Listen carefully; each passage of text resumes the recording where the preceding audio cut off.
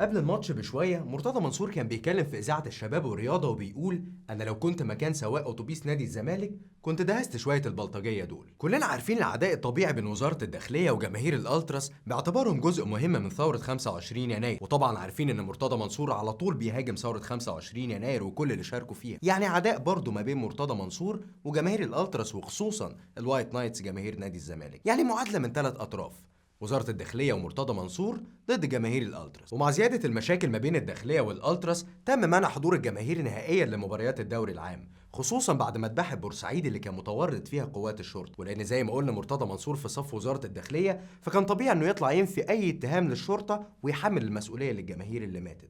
بعد الواقعة دي مرتضى منصور كان عايز يبقى رئيس نادي الزمالك، وكان بيحاول ينافق جماهير الالتراس ويحسسهم انه بيدعمهم علشان يقدر يوصل للمنصب ده. مرتضى منصور والكابتن احمد شوبير يبقوا ضيوفنا في دعوه في مصالحه وفي قعده ونشوف ونتكلم في الرياضه وفي ده، وده بنضرب مثال لما يليق. طيب انا هقول لك حاجه يا ابراهيم، انا ما عنديش مانع بس بشرط. انا كنت دايما بقول لازم يعتذر لي انا كمرتضى، يعتذر لشباب الالتراس اللي هو بيهاجم. طب احنا برضه بنقعد نتكلم في ده، لدرجه انه وعدهم اكتر من مره بانهم هيحضروا كل مباريات نادي الزمالك. وفعلا بعد ما وصل للمنصب فضل على كلامه شويه، لكن حصل اجتماع بينه وبين وزير الداخليه خرج بعدها بقرار غريب جدا: تخفيض اشتراكات ضباط الشرطه في نادي الزمالك من 120,000 جنيه ل 20,000 جنيه بس، وبخارج كل وعوده للجماهير بحضور المباريات، وفضل الوضع كما هو عليه، مفيش جماهير. طبعا شباب الالتراس ما قبلوش باللي حصل، خصوصا ان كان واضح جدا ان في مصالح شخصيه بين مرتضى والنظام بعد حركه تخفيض الاشتراكات دي. فدخل الشباب النادي وهتفوا ضد مرتضى اعتراضا على اللي حصل، وقالوا ان نادي الزمالك لجماهير الزمالك بس مش لوزاره الداخليه. مرتضى طلع بعدها ووصف جماهير الالتراس بانهم جماعات ارهابيه وطالب بتحويلهم لجماعات محظوره،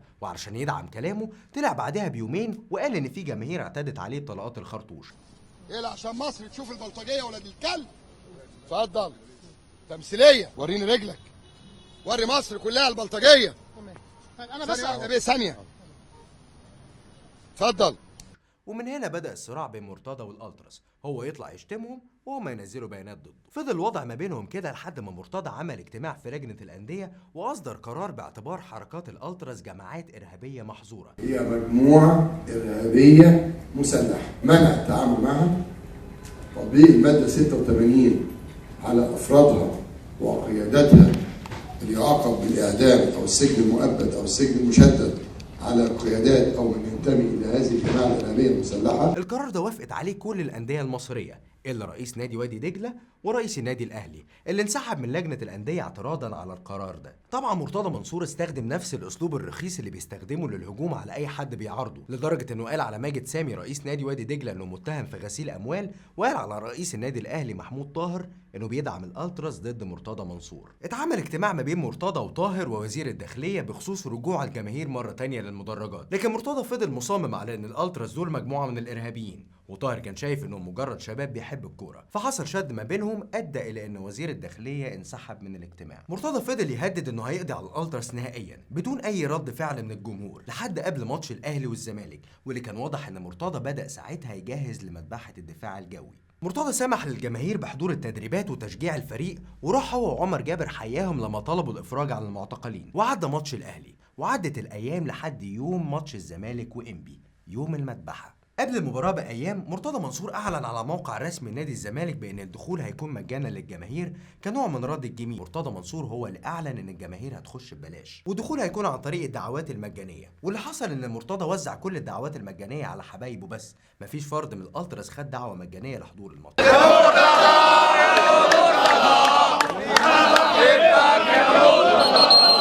وبخصوص الناس اللي بتقول ان الجماهير ما كانش معاها تذاكر، لا، في ناس ماتت وهي معاها تذاكر، بس القصه ما كانتش قصه تذاكر خالص. الموضوع كان واضح انه انتقام شخصي من الجماهير دي. ازاي تدخل 10,000 واحد وتحشرهم في قفص حديد عرضه 6 متر، وازاي تضرب على ال 10,000 واحد دول اكتر من 20 قنبله غاز. مرتضى منصور قبل الماتش طالب قوات الشرطه بانها تتعامل بالعنف مع الجماهير دول، ووصفهم بشويه البلطجيه. متهيألي القاتل واضح قدامكم، مرتضى منصور متورط في الجريمه اللي حصلت دي، وزير الداخليه متورط في الجريمه اللي حصلت دي، وكفايه ان قبل الماتش ما يخلص كان في عربيات امن مركزي بتامن بيت مرتضى. لو فعلا عايزين تريحوا اهل الناس اللي ماتت حاكموا الاثنين دول، حاكموا وزير الداخليه على كل الدم اللي سال في عهده، وحاكموا مرتضى منصور على كل الجرائم اللي عملها. انتوا متخيلين جيلنا بيتصفى ازاي؟ كل الشباب اللي ماتوا اعمارهم ما بين 17 و19 سنه، اكبر واحد مات كان عنده 30 سنه. متخيلين قد ايه جيلنا مصدوم في البلد دي؟ اخواتنا بيموتوا بكل سهوله وبتتعلق جثتهم على شماعه الارهاب. انتوا اللي بتعملوا الارهابيين بغبائكم. ما تستناش من واحد اخوه مات قدامه واللي قتله خد براءه انه يجي يطبطب عليك. وبخصوص الاعلاميين اللي شتموا الشباب وبرروا قتلهم، انتوا اقل من ان احنا نتكلم عليكم. ربنا يرحم الناس اللي ماتت ويصبر اهلهم. اشوفكم على خير.